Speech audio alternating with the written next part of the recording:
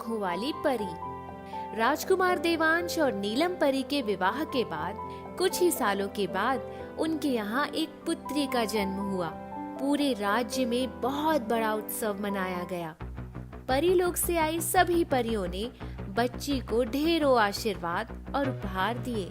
किसी परी ने सुंदरता का, तो किसी परी ने सुनहरे बालों का, नीली आंखों का, और किसी ने सुंदर हंसी का, तो किसी ने मोती गिरने वाले आंसुओं का। नीलम परी, तुम्हारे प्रेम के आगे मुझे झुक जाना पड़ा था। तुम्हारे धरती पर आ जाने से परीलोक का एक कोना सूना पड़ा है। अब मैं चाहती हूँ कि इस बच्ची को परीलोक ले जाकर तुम्हारी कमी पूरी कर लूं। कुछ ही समय के बाद तुम एक दूसरे बच्चे को जन्म दोगी जो हमेशा तुम्हारे पास रहेगा। नहीं, ऐसा मत करिए। मुझे मेरी बच्ची वापस दे दीजिए। जब दूसरा बच्चा आएगा तब आप इसको ले जाइएगा। अच्छा ठीक है, जैसा तुम चाहती हो वैसा ही होगा। ये कहकर रानी परी दूसरी परियों के साथ वहाँ से चली गई। नीलम परी और राजकुमार देवांश अपनी बच्ची से बहुत प्रेम करते थे। उन्होंने प्यार से उसका नाम नूर रखा था।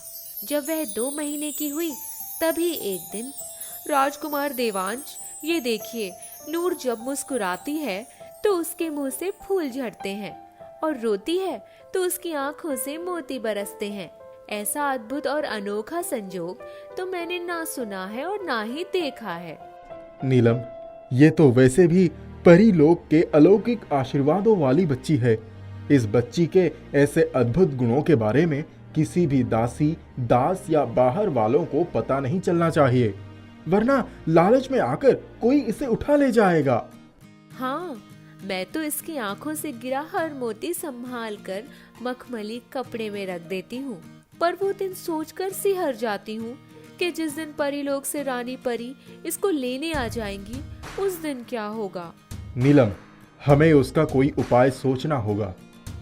हाँ राजकुमार, आपको एक बात बतानी थी कि मैं रानी परी के आशीर्वाद से दोबारा माँ बनने वाली हूँ। नीलम, मैं बहुत खुश हूँ। हमारा जीवन खुशियों से भर जाएगा। लेकिन इस बच्चे के आने के बाद ही राजकुमारी नूर को रानी परी ले जाएंगी। ये कहते कहते नीलम परी की आंखों से आंसू का एक कतरा गिर गया। नीलम, तुम अपना मन उदास मत करो, कुछ न कुछ हो जाएगा। कुछ महीनों के बाद ही नीलम परी ने एक खूबसूरत बालक को जन्म दिया। उसके जन्मोत्सव वाले दिन पूरे राज्य के लोगों को निमंत्रण था। उस राज्य के पड़ोस वाले राज्य में एक चालाक कुबड़ी थी। उसको किसी तरह से यह पता चल गया था कि राजकुमारी नूर के आंसुओं से मोती निकलते हैं। अगर किसी तरह मैं उस राजकुमारी को यहाँ से दूर लेकर चली जाऊंगी तो माला माल हो जाऊंगी। जब सभी लोग उत्सव में मशगूल थे तभी वह चुपचाप गई और दासी के हाथ से नूर को ले लिया। वो उसको सुला रही थी। अरे, तुम यहाँ खड़ी हो? महारानी नीलम कब से बच्ची को ढूंढ रही है। लाओ, मुझे दे दो बच्ची को। वह महल के पीछे के फाटक पर गई। वहाँ के पहरेदार भी उत्सव का आनंद ले रहे थे। फाटक के दूसरी तरफ पहले से ही उसने अपने बेटे को खड़ा कर रखा था। बच्ची उसको देकर, जल्दी इसको लेकर जा, मैं अभी आती हूँ। बच्ची बिल्कुल रोने ना पाए। इतना कहकर वह सामने के फाटक से खाली हाथ निकल गई। किसी ने उसको रोका भी नहीं। नूर की दासी जब नीलम परी के पास आई, राजकुमारी, नूर को ले आओ। अभी परीलोक से आने वाली परियों के आने का समय भी हो गया है। रानी साहिबा, आपने ही तो उस कुबड़ी को भेजकर राजकुमारी नूर को मंगवाया था। क्या? कौन कुबड़ी? मैंने तो किसी कुबड़ी को देखा भी नहीं। चारों तरफ सिपाही दौड़ा दिए गए, लेकिन तब तक कुबड़ी राजकुमारी नूर को लेकर उड़नछू हो चुकी थी। पता नहीं उसको धरती निगल गई या आसमान खा गया, उसका कहीं पता नहीं चला। नीलम परी का रो रो कर बुरा हाल था। सभी परियां आईं। नीलम, कहीं तुम्हारे और राजकुमार देवांश के नूर के प्रति प्रेम और ममता ने तुम लोगों को यह नाटक रचने के लिए मजबूर तो नहीं किया है? परी माँ, मैं भी आपके परीलोक की ही परी हूँ। क्या मैं कभी ऐसा सोच सकती हूँ? हाँ, तुम तो परीलोक से ही आई हो, पर राजकुमार देवांश इसी मनुष्य लोक के इंसान हैं। इसीलिए मैं ऐसा सोचने पर मजबूर हो गई। हम दोनों को ये अच्छी तरह से मालूम है कि राजकुमारी नूर परीलोक में जाकर कितने नाजों से पलेंगी। आप जैसी परियों के सानिध्य में वह निखर जाएगी। हम ऐसा कैसे कर सकते हैं? लगता है मेरे धरती लोक पर रहने की वजह से अभी तक आपने मुझे क्षमा नहीं किया है।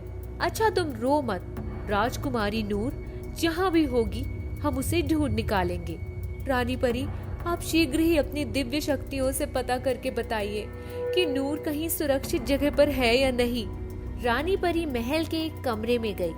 वहाँ वो आंखें बंद करके बैठ गई। तभी उनकी नजर के सामने वो कुबड़ी औरत आ गई, जो घने जंगलों के बीच में एक टूटे फूटे खंडहर में नूर के सिरहाने बैठी उसकी रखवाली कर रही थी।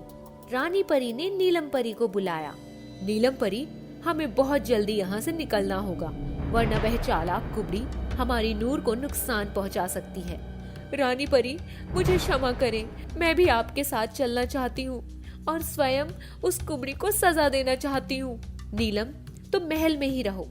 जंगल में जाना तुम्हारे लिए सुरक्षित नहीं। हम राजकुमारी नूर को तुम्हारे पास लेकर ही आएंगे।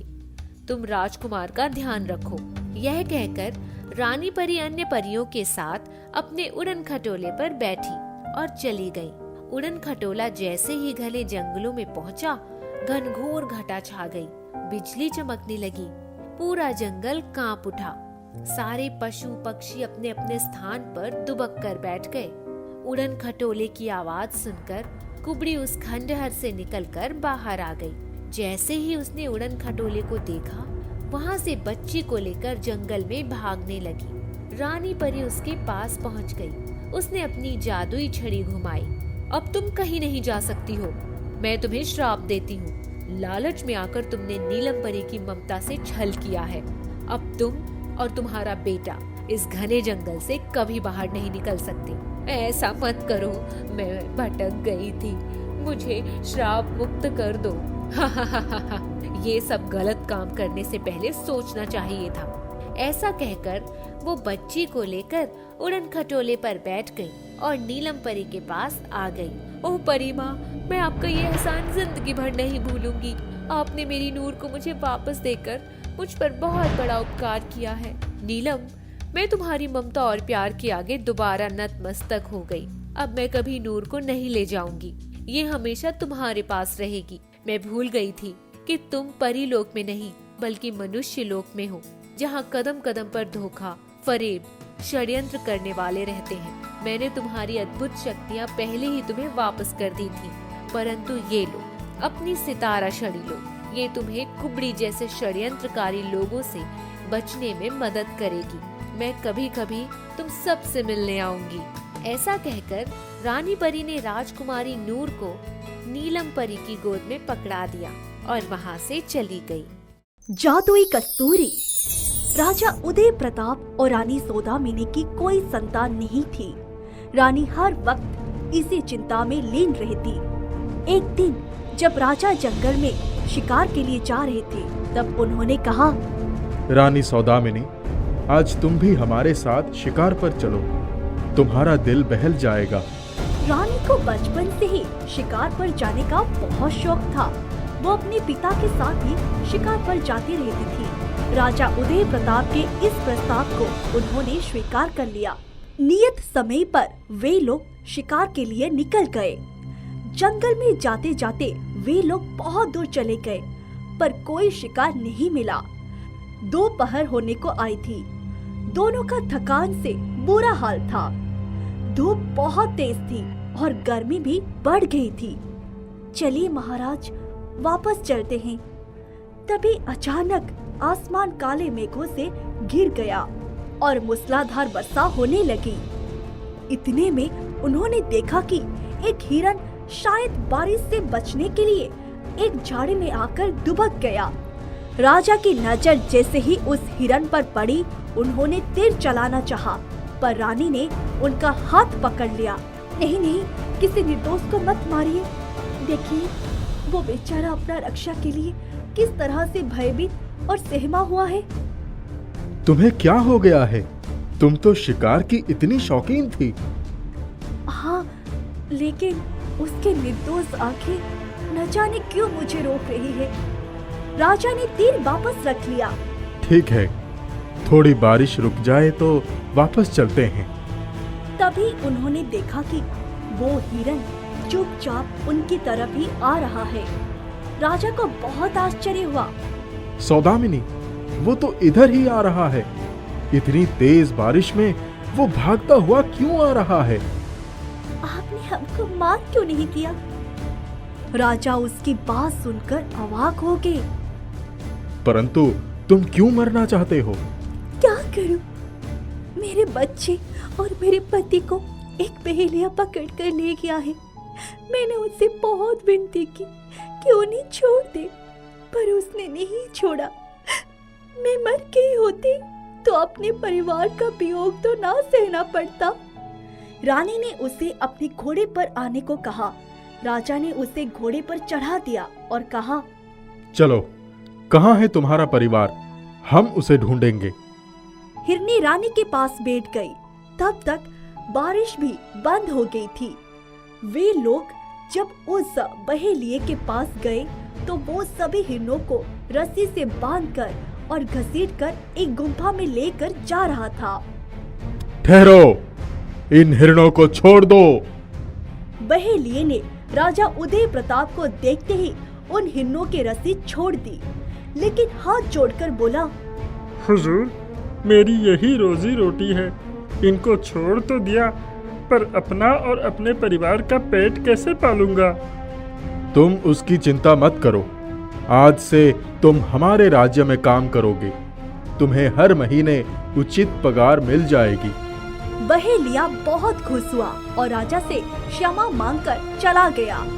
हिरनी अपने पूरे परिवार के साथ वहीं खड़ी रही। जब बहेलिया चला गया, आपका ये उपकार हम कभी नहीं भूलेंगे। मैं आप लोगों को और कुछ तो नहीं दे सकती, बस मेरे पास ये जादुई कस्तूरी है, वही आपको दे सकती हूँ। ये आपकी हर इच्छा पूरी करेगी। रानी ने हिरनी को झट से गले लगा लिया और उसका माथा चूमकर बोली, मेरे जीवन का ये सबसे बड़ा उपहार होगा।